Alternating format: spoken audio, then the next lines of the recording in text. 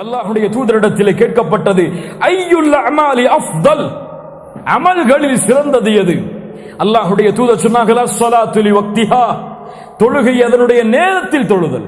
சுப்ஹானல்லாஹ், தொழுகையை லி வக்திஹா, அதனுடைய நேரத்தில் தொழுதல். வ பிர்ருல் வாலிதைன், அப்படினா தாய் தந்தையர்களுக்கு பணிவிடை செய்தல். சும்மல் ஜிஹாது ஃபீ சபீலில்லாஹ், அல்லாஹ்வுடைய பாதையில். சுப்ஹானல்லாஹ், எதுக்கு முன்னாடி அல்லாஹ்வுடைய தூதர் சிறந்த அமல் சொன்னாங்க? ஜிஹாதிற்கு முன்னால், பெற்றோர்களுக்கு பணிவிடை செய்வதற்கு முன்னால் சிறந்த அமல் தொழுகை. இந்த ஜிஹாதுடைய தேட்டம் உள்ளத்தில் இருப்பவர்கள் கூட தொழுகையை சரியாக கடைபிடிப்பது கிடையாது.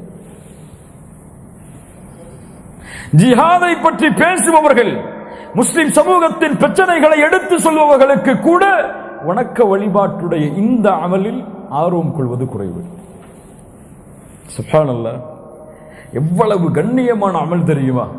அல்லாஹ்வுடைய தூதர் ஸல்லல்லாஹு அலைஹி வஸல்லம் ஒரு முறை கேட்டார்கள், உங்களுடைய வீட்டின் வாசலில் ஆறு ஓடுகிறது, ஒருவர் 5 முறை அந்த ஆற்றில் குளிக்கிறார், அவருடைய உடம்பில் அழுக்குகள் ஒட்டுமா? என்ன சொன்னார்கள் சஹாபாக்கள்? நம்ம என்ன சொல்லுவோம்? எப்படி ஒட்டும்? 5 முறை ஒரு குளித்தால் உடம்பில் அழுக்கு இருக்குமா? அல்லாஹ்வுடைய தூதர் ஸல்லல்லாஹு அலைஹி வஸல்லம் சொன்னார்கள், அதுதான் 5 நேர தொழுகைக்குரிய உதாரணம். அதன் மூலமாக பாவங்கள் அழிக்கப்படுகிறது, பாவங்கள் நீக்கப்படுகிறது. ஒரு மனிதர் அல்லாஹ்வுடைய தூதர் ஸல்லல்லாஹு அலைஹி வஸல்லம் இடத்தில் ஓடி வந்தார். அல்லாஹ்வுடைய தூதரே, பாவம் செய்து விட்டேன், தண்டனையை நிறைவேற்றுங்கள் என்று சொன்னார். சுப்ஹானல்லாஹ், இன்னி அஸப்து ஹத்தன் ஃபகிம்ஹு, பாவத்திற்குரிய ஒரு செயலை செய்து விட்டேன், தண்டனையை நிறைவேற்றுங்கள். அல்லாஹ்வுடைய தூதர் ஸல்லல்லாஹு அலைஹி வஸல்லம் அவரை புறக்கணித்து விட்டார். அஸருடைய நேரம், ஸலாத்துல் அஸருடைய நேரம். சஹாபாக்கள் இருக்கிறார்கள் பள்ளியில், வந்து இப்படி சொல்கிறார். அல்லாஹ்வுடைய தூதர் ஸல்லல்லாஹு அலைஹி வஸல்லம் எதுவுமே அவர்ட்ட சொல்லல, அமைதியா இருந்துட்டாங்க. அஸருடைய தொழுகை முடிந்தது. மீண்டும் வந்தார். அல்லாஹ்வுடைய தூதரே, பாவம் செய்து விட்டேன், தண்டனையை கொடுங்கள். அல்லாஹ்வுடைய தூதர் ஸல்லல்லாஹு அலைஹி வஸல்லம் அது என்ன பாவம், என்ன குற்றம், எவ்வளவு விரிதம் அளிக்கக்கூடிய குற்றம், எதுவுமே கேட்கல. ஒரே கேள்வி கேட்டாங்க, ஹல் ஸல்லைத்தல் மஅனல் அஸர், எங்களோடு அஸருடைய தொழுகையை தொழுதியா? எங்களோடு அஸருடைய தொழுகையை தொழுதீர்களா? அவர் சொன்னார், ஆம் அல்லாஹ்வுடைய தூதரை தொழுதேன். அல்லாஹ்வுடைய தூதர் சொன்னார்கள், இத்ஹப் ஃபஇன்னல்லாஹ தஆலா கத் அஃபா அன்க, நீ சென்று விடு, அல்லாஹ் ரப்புல் ஆலமீன் அந்த பாவத்தை உன்னிடமிருந்து மன்னித்து விட்டான் என்று பொருள் வைக்க கூடாது. அஃபா அஃபு, அல்லாஹ் ரப்புல் ஆலமீன் இந்த பாவத்தை உன்னிடமிருந்து நீக்கி விட்டான். என்ன பாவம்னு கேட்கல. ஏன்?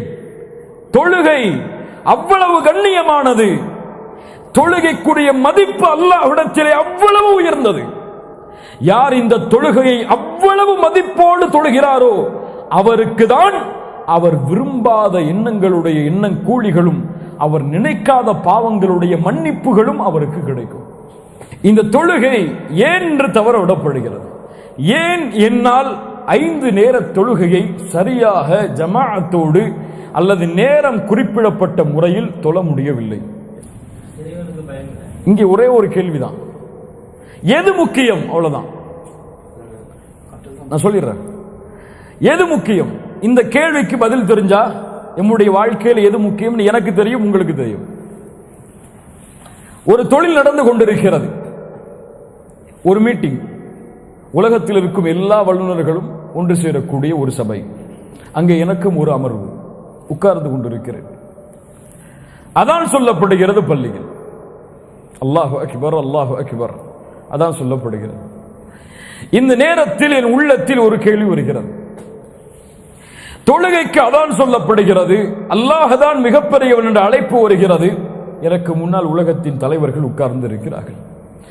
இந்த நேரத்தில் நான் தொழுகையை முற்படுத்துவதா, அதைவிட சொல்ல வேண்டும் என்றால் அல்லாஹ்வின் கட்டளையை முக்கியத்துவப்படுத்துவதா அல்லது இந்த தொழிலை முக்கியத்துவப்படுத்துவதா? இந்த ரெண்டு தான் கேள்வி.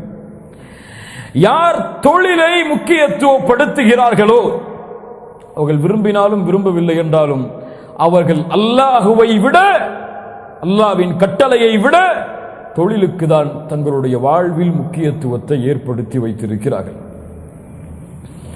யார் அந்த அமர்வை விட்டு எழுந்து தொழுகைக்குரிய நேரம் முடிவதற்கு முன்னால் தொழுகைக்காக அந்த அமர்வை புறக்கணித்து செல்கிறாரோ அல்லது அனுமதி கேட்டு செல்லுகிறாரோ, கண்ணியமான முறையில் சென்று தொழுது வருகிறாரோ, இவர் தொழுகைக்கு முக்கியத்துவத்தை கொடுப்பவர். அதாவது அல்லாஹ்வுடைய கட்டளைக்கு முக்கியத்துவத்தை தருபவர்.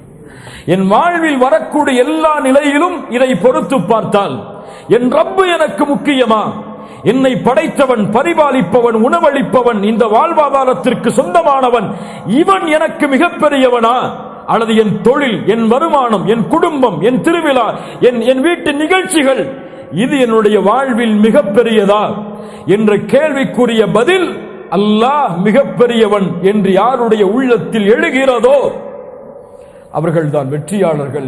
யாருடைய உள்ளத்தில் எழவில்லையோ அவர்கள்தான் நஷ்டவாளிகள், தோற்றவர்கள். வாழ்வின் யதார்த்தத்தை, உண்மையை அறியாதவர்கள், ஷைத்தானுக்கு தன்னை அடிபணிய வைத்த முற்றிலுமான அடிமைகள். அல்லாஹ் ரப்புல் ஆலமீன் அந்த கூட்டத்தில் இருந்து நம்மை பாதுகாப்பானாக. வாழ்வில் ஒரு 10 நிமிஷத்தை கூட ரப்புக்காக ஒதுக்க முடியாத நஷ்டவாளிகளை விட வேறு யார் நஷ்டவாளிகள்? ஒரு 5000 திர்ஹம் அல்லது 10,000 திர்ஹம் சம்பளத்தை கொடுக்கிற ஒரு முதலாளிக்காக ஒரு நாளில் எத்துணை நேரத்தை அவர் ஒதுக்க சொன்னாலும் ஒதுக்க தயார். இன்று நோயை என் ரப்பு கொடுத்தால் அவனை தவிர யார் நீக்க முடியும்?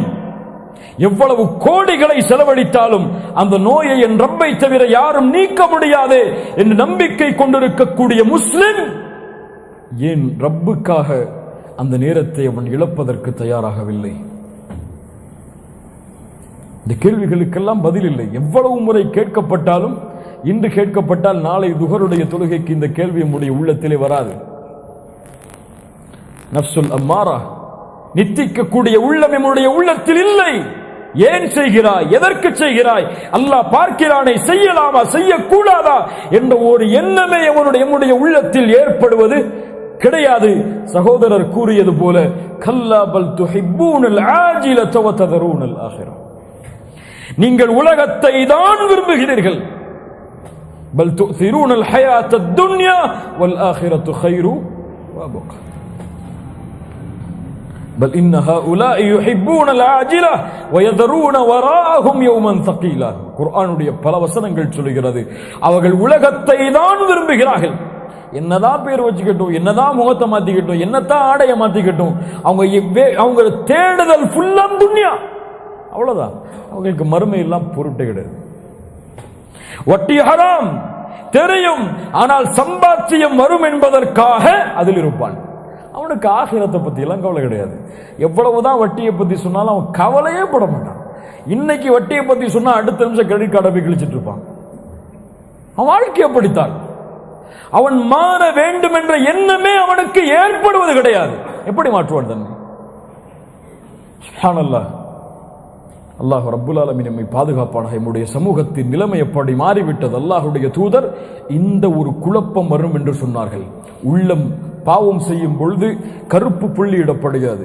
அது பாவம் நிரம்பும் பொழுது அந்த உள்ளம் கருப்பாகவே மாறிவிடுகிறது. அவனுக்கு எந்த நன்மையும் தெரியாது, எந்த தீமையும் தெரியாது. தூதர் சொன்ன வார்த்தை அது. எந்த நன்மையும் அவனுக்கு புரியாது, எந்த பாவமும் புரியாது. அவன் வாழ்க்கை துன்யா துன்யா துன்யா ஓடுவான். ரமதான் வந்தால் வாழ்வை கொஞ்சம் மாற்றுவான். ரமதான் முடிந்து விட்டால் மீண்டும் அதை தொடர்வான்.